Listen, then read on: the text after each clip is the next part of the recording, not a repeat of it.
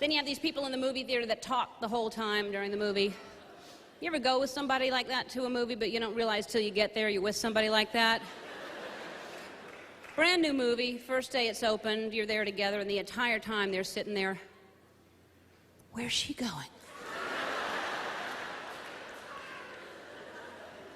Why'd he do that? Is he mad at her? I don't know. Let's watch and find out together, shall we? You know who you are. You're denying it right now. I do not do that. Why is she saying that? What's she gonna say next?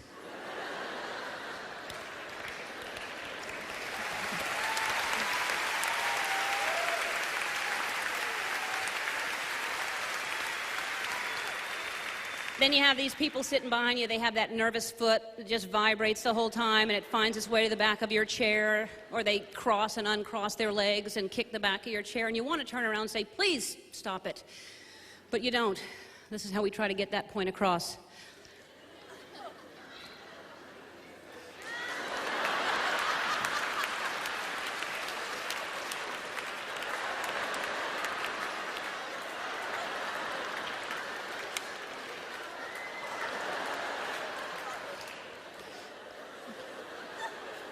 Don't they know the international signal for that's irritating? Or you have these people, if you have the rocking chair seats, they need to use your seat back as leverage to get up out of their seat behind you. You just go flying back for a second there.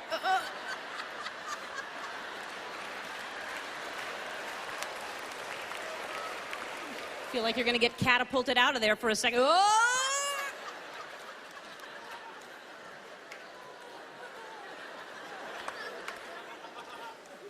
No acknowledgement, no I'm sorry, no nothing. They're just walking away with chunks of your weave in their hand.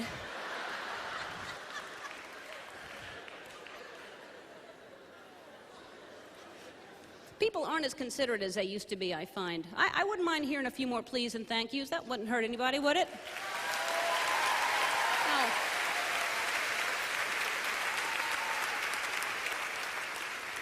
You ever hold the door open for somebody and they just waltz right through there? No eye contact, no thank you, no nothing. You're just standing there. Well, you're welcome, Your Majesty.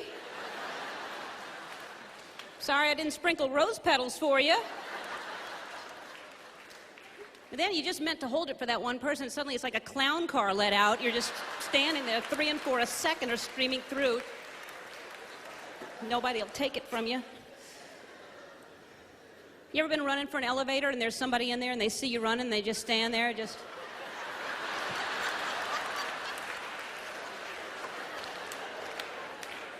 like they don't want you to make it. It's awkward when you do make it, isn't it?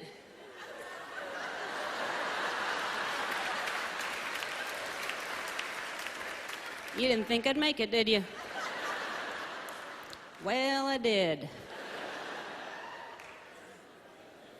If somebody's running for the elevator, I'm going to try to hold the door. I'm going to stick my arm out until it's too risky. I'm not going to do it when it's risky, but... And then sometimes if it's an elevator you haven't been in, you can't find the panel of the hieroglyphics of arrows of which one to push. But I'm going to let them know, as the doors are closing, I did all I could!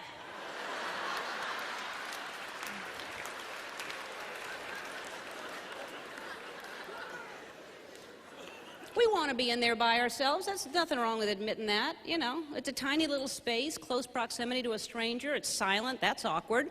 I always try to break that silence by saying something, you know. First day of parole.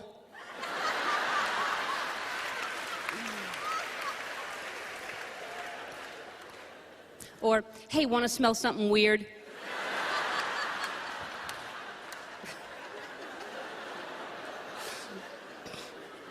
What's funny to me is you won't say that, but you'll think about it when you're in there with somebody, and then you'll laugh, and then they'll wonder why you're laughing.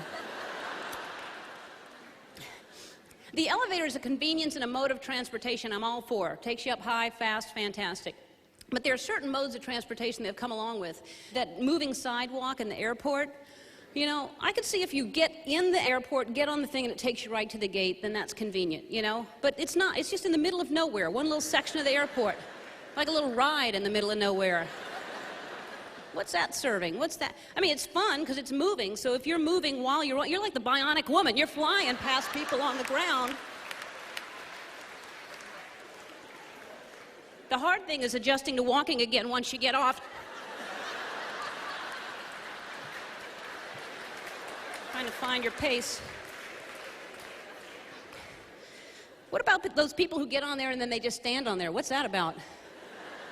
Thank God they're on there. I don't know how they get anywhere.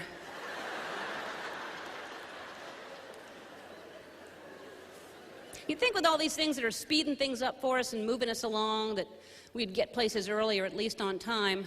You still have those people that are late all the time. You know, it's one thing if you're late once in a while, but these people that are consistently late, they always have the same excuse. Oh, sorry, traffic.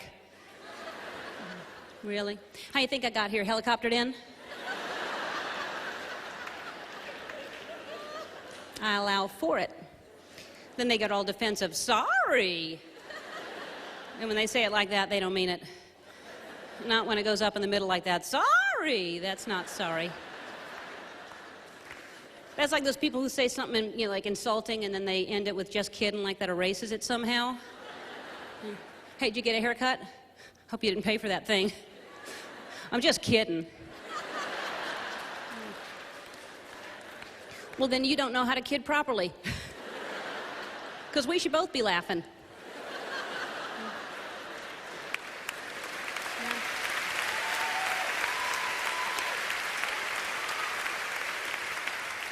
I find a lot of people don't know how to kid properly. People don't understand the definition of kidding, you know? Like you tell somebody something sad, that my dog of 17 years just died. You're kidding. No. As funny as that is, I'm not.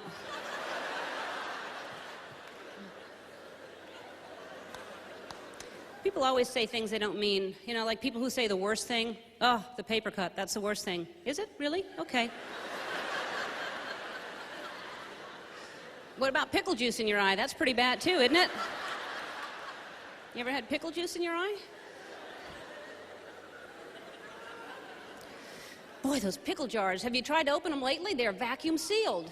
You can't open those jars. They're so tight. You know, there was a big old barrel in a general store. You'd roll up your sleeve and dip in there for a big old dill, and those days are gone.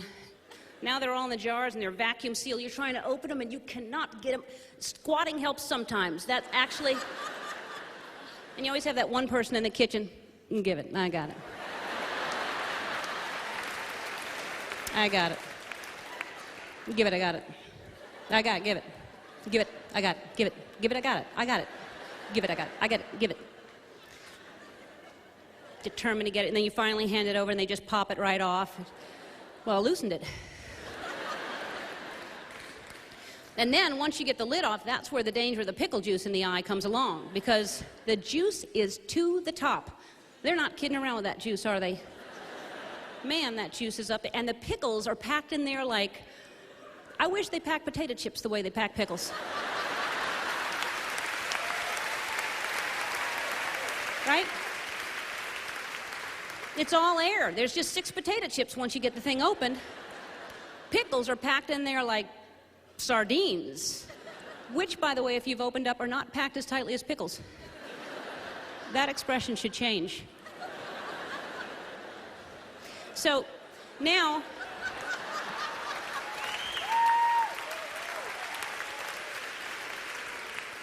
Now you got to get the pickle out of there, right? And they're packed in there like pickles. It'll catch on. And so then you need help, and you're looking for that little stem that's still attached, the dried little dill handle, if you will. Ever so gently, you try to lift, and it comes off, and you knew it would, but you try. So then you have to go into the pickle claw. And the pickle claw... You know it well. It's the same claw, it's upside down as the claw to get the spare toilet paper roll that hasn't dropped yet. That's the same claw. Notice next time. Toilet paper claw, pickle claw.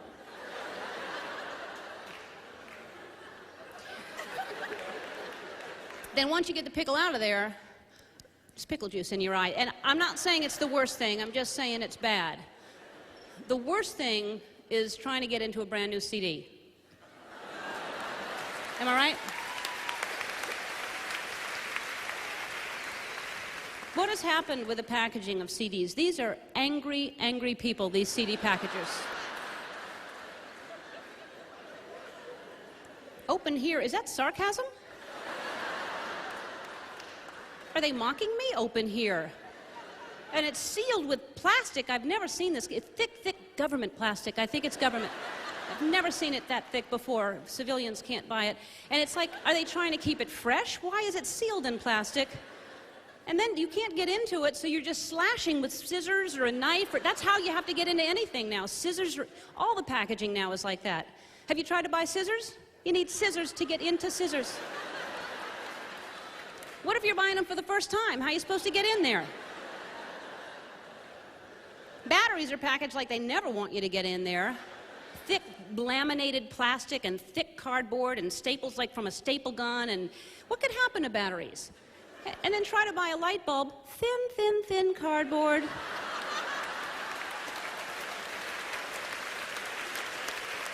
Open on both ends.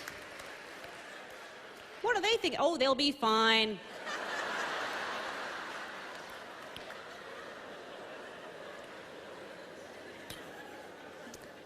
Everything's all different now. The packaging, the way you open things. Toilet paper. Have you tried to... If you get into a public restroom and the toilet paper hasn't gotten started yet, you're the first one there and you've got to find the start of it. You start out slow at first.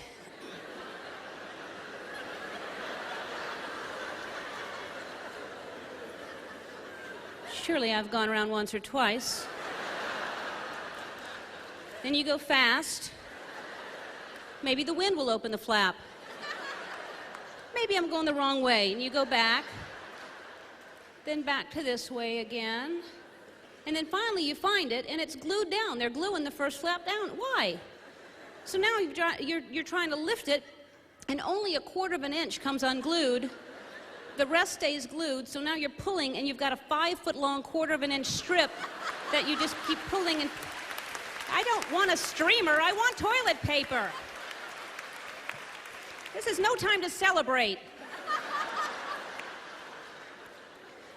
Then you're trying to get it started, and there's a groove out of one side, and the whole rest of it is fully intact, so then you just shove your finger across, wasting most of the roll, trying to start it anew, which never goes evenly across. Then you just start clawing at it like a wild animal. Jesus, I just want toilet paper. God, I could just...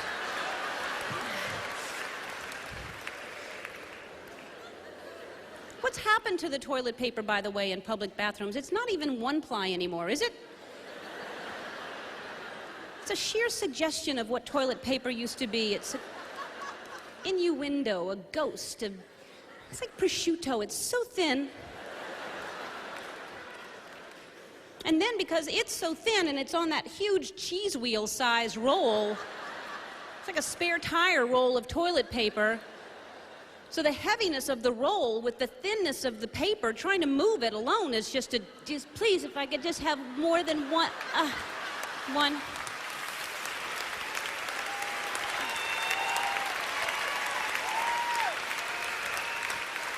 I just want, please just give me one. One. 15 minutes later, you got 15 squares in your hand, which equal one ply. And then they're making things easier that don't need to be made easier. You know, these toilets that are flushing automatically now, which I'll decide when I'm done.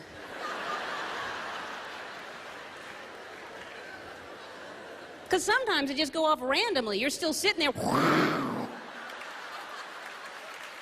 dare you?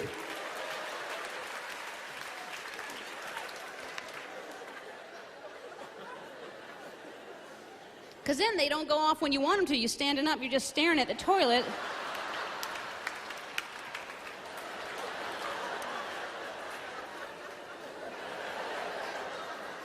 Have to sit down and fake it out again.